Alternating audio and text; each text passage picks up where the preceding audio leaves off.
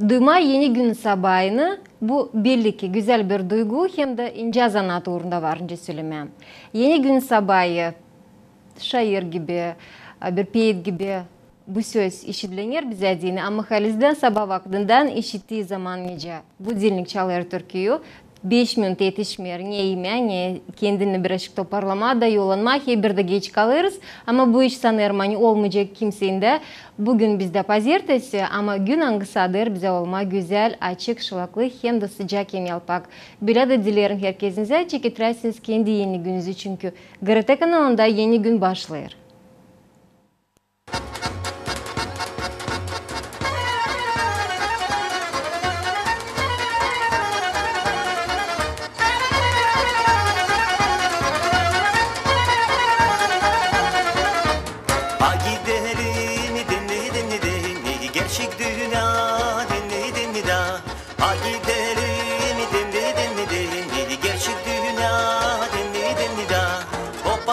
Hoppa geldik kutlama haklanlı gelinliği de güvi güzel yaşama haklan hoppa geldik kutlama haklan gelinliği de güvi güzel yaşama haklan oynalım dinli düğüne karşı dinli da oynalım dinli düğüne karşı dinli da hoppa geldik kutlama haklanlı gelinliği de güvi güzel yaşama haklan hoppa geldi kutlama haklanlı gelinliği de güvi güzel yaşama haklan ya kabul konaklar ya bak ya buyurun svatılar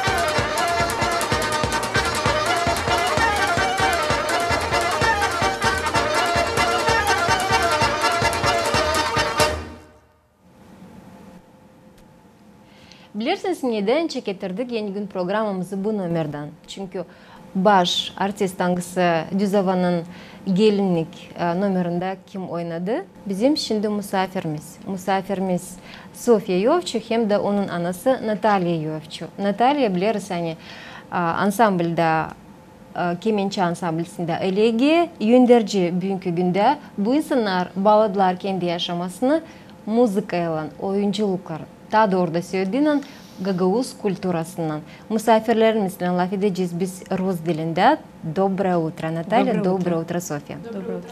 Как настроение? Супер, отлично. Добро пожаловать к нам в студию. Спасибо. Спасибо. Мама Наталья и дочь Софья связали всю свою жизнь, посвятили себя музыке. Музыке и танцам. Наверное, Софья, начнем с вас, так как вы главная наша героиня в нашей беседе будете. Если чуть-чуть рассказать о себе. Сыграли главную роль невесты в номере Дюзова. Да. Этот номер, когда впервые вышел на сцену, когда был поставлен, весь зал аплодировал стоя. Я это помню, это было в Камрадском доме культуры. Да.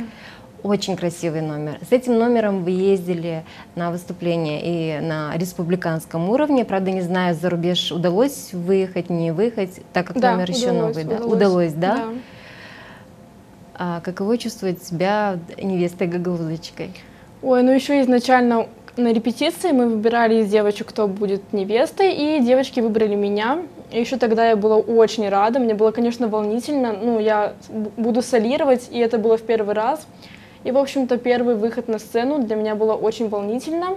И когда уже в конце мы получили просто шквал аплодисментов, букеты, я была очень счастлива, я была очень рада. Это ответственная роль? Конечно, это очень ответственно. Что чувствовали, надев вот то старинное платье невесты?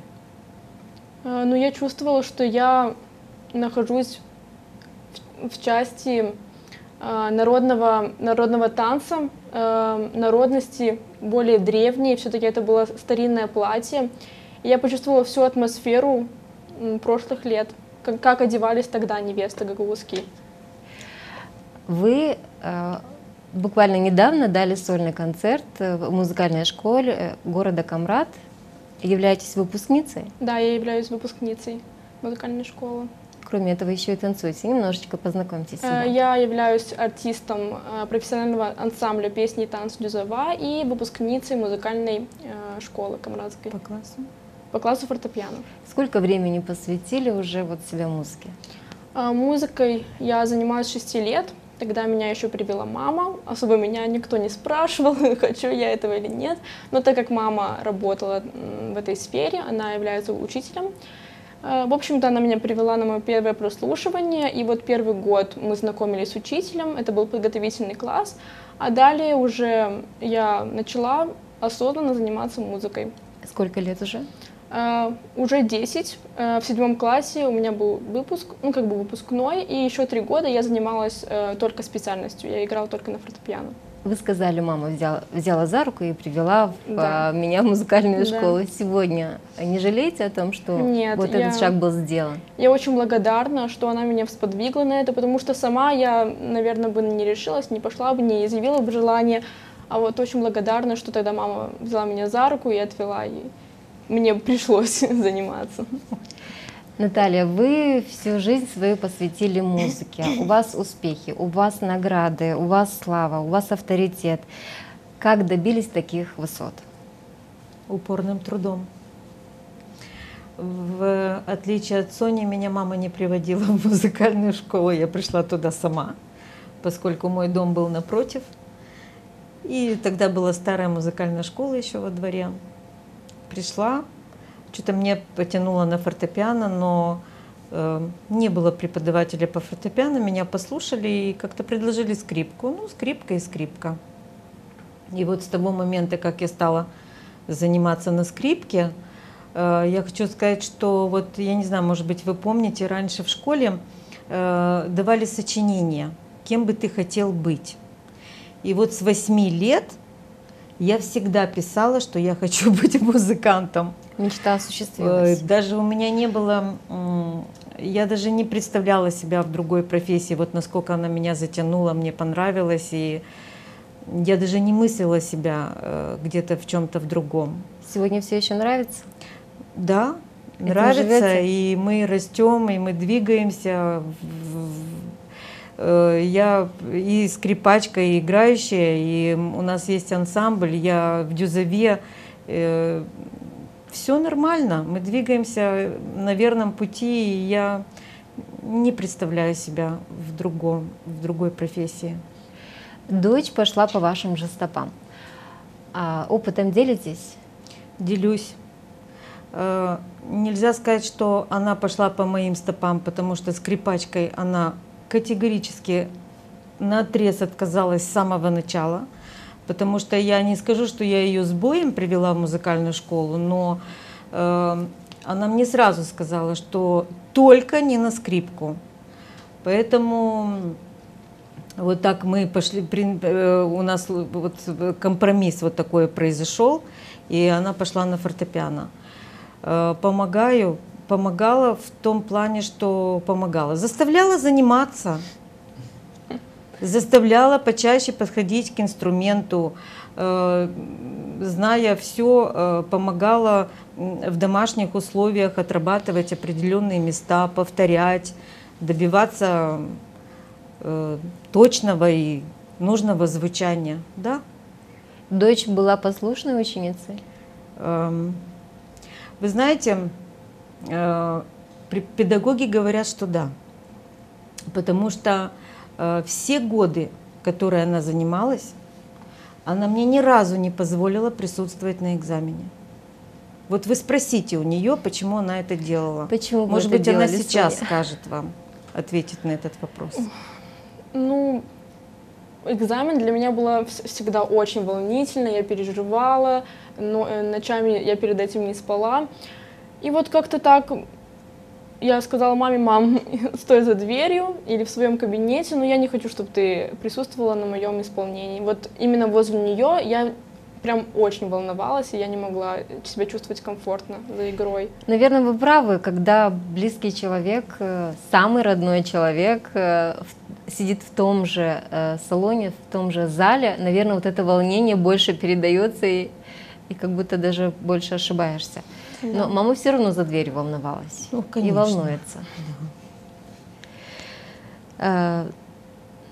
Ну, София, в каком возрасте поняли, что музыка это ваша? Вот взять ребенка и привести в, скажем так, в музыкальное направление, это одно. Но когда вы отдались, когда вы полюбили это искусство? Ну вот несколько лет я была еще совсем ребенком, и я играла, ну вот просто играла и не осознавала особо, что я играю, как я играю. А вот уже в 5-6 классе, это 13-14 лет, я уже поняла, что это полностью моя стезя, и я хочу продолжать играть, хочу продолжать играть на фортепиано.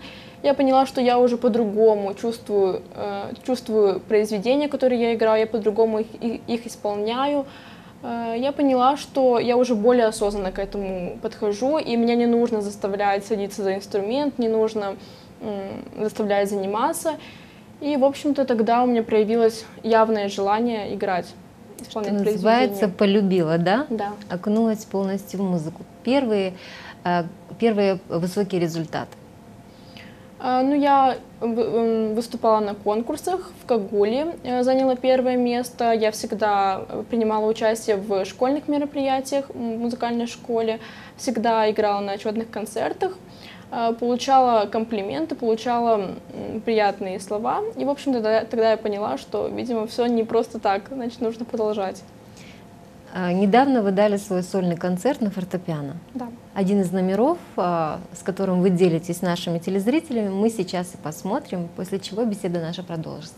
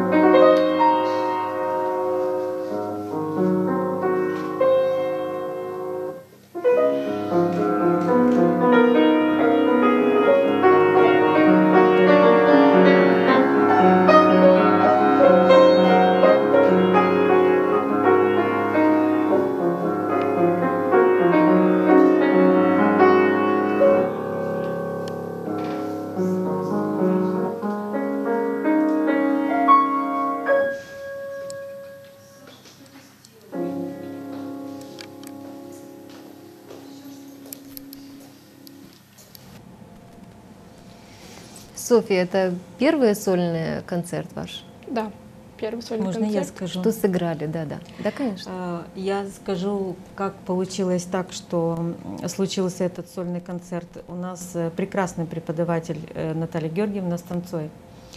И поскольку она закончила школу пару лет назад, и у нее была возможность заниматься только специальностью, не распыляться на другие предметы, и они сделали вот такую вот сольную программу из нескольких произведений. Там было больше, но в этот концерт вошли 5 произведений, где 4 она сыграла сама, а 5-е произведение, последнее, мы потом его послушаем, было в сопровождении ансамбля скрипачей. Вот. И вот это и сподвигло, вот их работа такая кропотливая, сподвигла нашего преподавателя к тому, чтобы показать людям, показать ученикам, показать преподавателям, что они сделали. Потому что это труд. Это огромный труд. Это огромный труд, и просто поделиться вот такими моментами, это хорошо, это правильно. И вот так и мы поддержали эту идею. И 5-м произведением было концертина Полунина, оно для 2 фортепиано. Но мы услышали его в сопровождении камерного оркестра. И поскольку у нас камерного оркестра как такового нет в Камрате, мы подключили моего бывшего ученика Сашу Василёгла, он сегодня занимается на контрабасе в лицее по-румбеску. Мы и его привлекли. И вот получилось такое камерное исполнение 2 фортепиано в сопровождении ансамбля скрипачей. И вот сделали это на, на суд зрителей. Это новый номер? Это новый номер, да. Его никто, во всяком случае, у нас в Камрате не играл. Ученица со своим преподавателем. Ученица со поставили. своим преподавателем, да.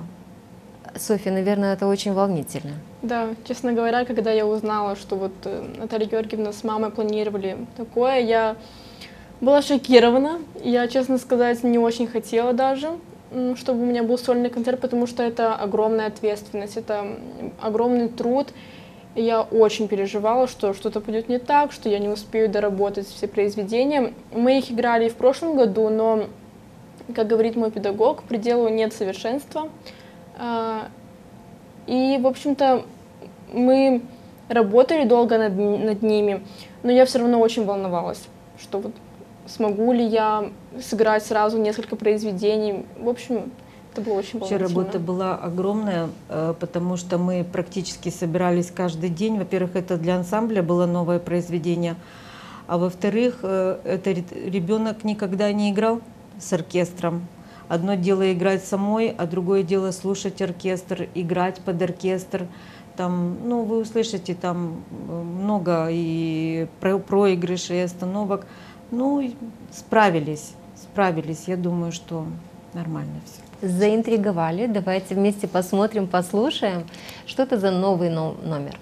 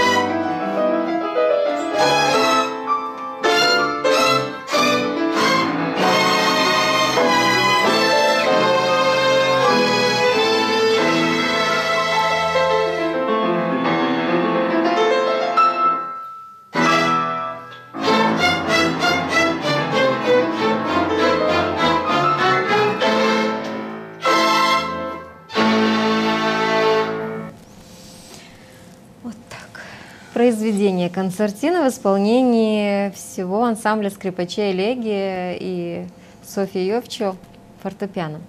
На И самом деле, Наталья Георгиевна тоже была там, просто ее чуть не было видно. на самом деле очень красивый номер получился. В дополнении, в сочетании идея отличная. Софья, вы связали свою жизнь с музыкой, а навсегда ли? Да, я могу с уверенностью сказать, что я буду продолжать заниматься музыкой, я планирую поступать и в дальнейшем, конечно, связать жизнь с этим, с исполнением. Возможно, я буду педагогом в этой сфере. Вы выпускаетесь в этом году из музыкальной школы, а дальше куда? План? Планирую поступить в наш колледж Камрадский на исполнительство. Есть ли такой человечек, кому вы подражаете, кто является кумиром, либо с кого пример берете? Ну, конечно, я беру примеры со своей мамы. Она для меня была всегда примером, я всегда подражала ей, смотрела на нее, шла за ней. Ну, наверное, так оно правильно, так оно должно быть. Да, дети всегда равняются и пример берут со своих родителей. Вам желаю успехов, Спасибо конечно, большое. удачного поступления, у вас обязательно все получится. И на самом деле, когда видишь и чувствуешь детей, которые посвящают себя не только культуре, но и прославляют гагаузский наш народ, наши ансамбли за рубежом, чувствуешь большую гордость за то молодое поколение, которое идет после нас, но идет еще и впереди нас.